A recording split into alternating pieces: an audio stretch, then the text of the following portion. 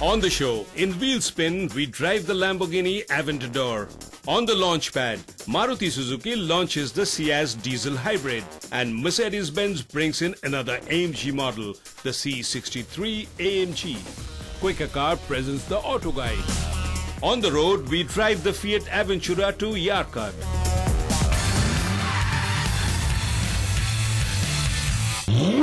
There are fast cars, very fast cars, and some insanely fast cars.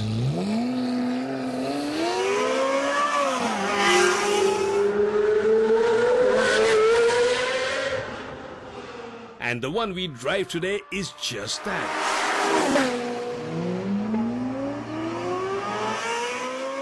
What I'm driving today is a car which is a perfect example of Italian design flair and engineering skills. A supercar which is really becoming popular the world over with its wedgy design and unmistakable shape, which of course turns heads no matter where you drive her, and a powerful V12 engine tucked in the rear. A car called the Lamborghini Aventador.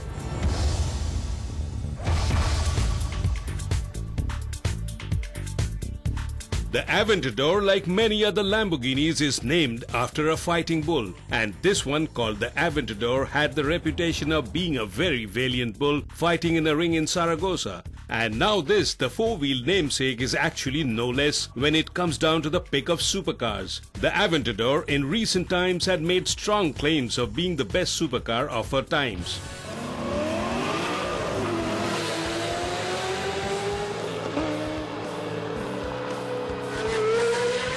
The Aventador was launched in 2011 and it is the biggest, meanest Lamborghini that is currently on offer from the House of the Raging Bull in Sant'Agata, and it is one car which lives happily with the tag of being born a Lamborghini. Fast and furious, this is a car which needs some taming before you actually get to push her.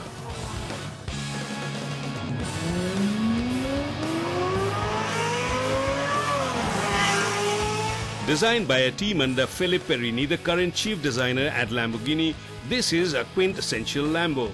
Wedgy, angular, with wide flanks in the rear, a low squatting stance and big air scoops on the side for the big engine to suck in dollops of air. The Aventador is what defines a supercar today. Fast, powerful, with looks that defies anyone to look away.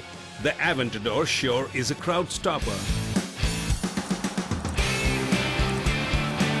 Lamborghini Aventador here is powered by a massive 6.5-litre V12 which churns out 700 brake horsepower and gets to the 100-kilometer mark in just 2.9 seconds with a top speed of 350 kilometers. In fact, all this blah blah that I'm doing to you, rattling off facts and figures, would have got me to well over 300 kilometers if instead of talking I had just put my right foot down on the accelerator pedal.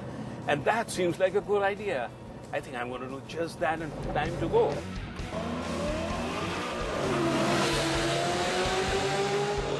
The engine here is mated to a 7-speed ISR, what they call the independent shift rod transmission.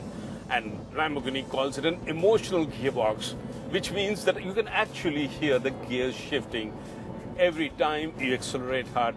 In fact, it does feel good, I must say. The transmission, as to be expected, comes with both the automatic as well as a manual mode. But the shifting is what makes it so much fun. Every time it downshifts or upshifts, you can hear her. And that's very emotional. The sound of the engine going, and then it slows down as the revs come down. It's really nice. And of course, I am partial to mid-engine cars because you really hear the beautiful music coming from right here every time you pedal her. You really can't match a mid-engine car in terms of the audio performance, I can tell you.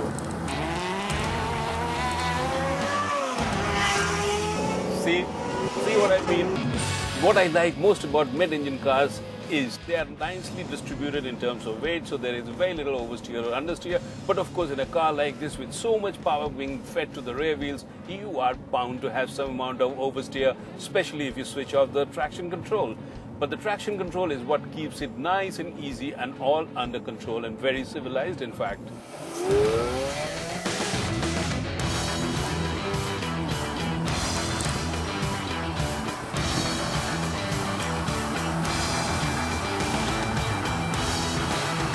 Like in every other supercar, this Aventador also comes with 3 different driving modes. The Strada for the regular road use, and then you got the Sport for somewhat spirited driving, and if you really want to go flat out, then you have the Corsa, which means the racetrack mode. I think the engine produces plenty of juice, and if you really were to try out the Corsa mode or the racetrack mode, you should find yourself a racetrack. I don't think the roads are a safe bet for this kind of driving.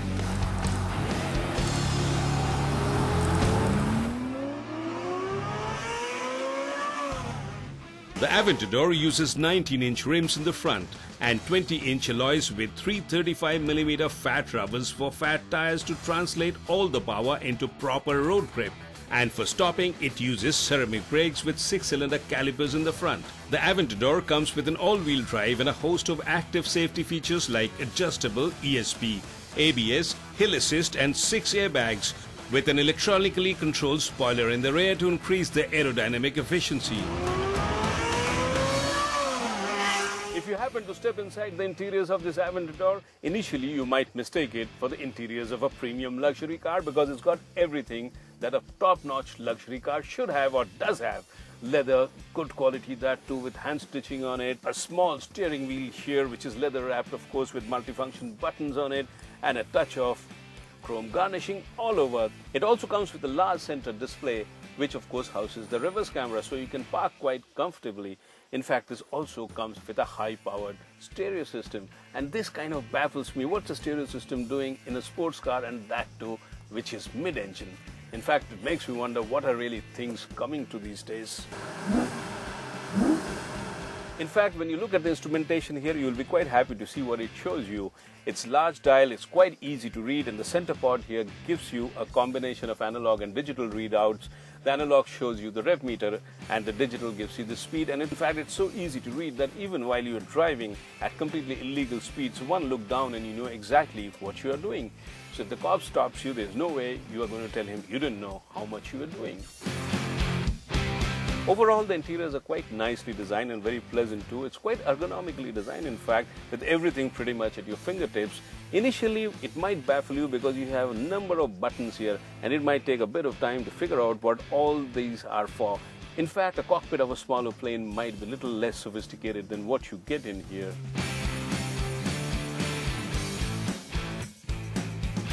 In spite of the fact that the seating position is quite low, it is still a car which offers a comfortable driving position, with seats that hug you tight around a fast corner and a steering wheel which is adjustable for height, and the gullwing doors add that very special touch for visual effects. Sitting on a wheelbase of over 2.7 meters, of which more than half is eaten away by the engine bay, and measuring over 4.7 meters.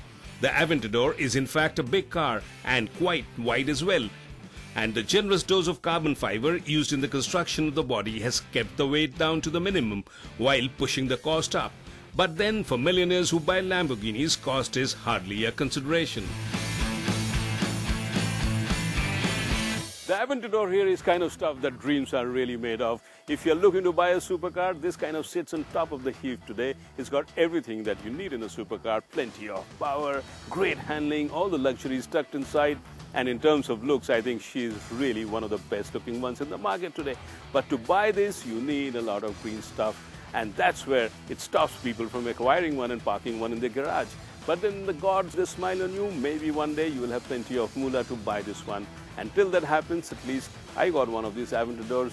And while you hope and dream, I'm going to go and take her for another long, hard ride. The Aventador is priced at a hopping ₹5 crores in India. But if you're a driver who likes things fast and furious, then this is something which will please you immensely. Lamborghini has 3 outlets in India, so it is possible to buy one as well as get it serviced as long as you're willing to pay for it.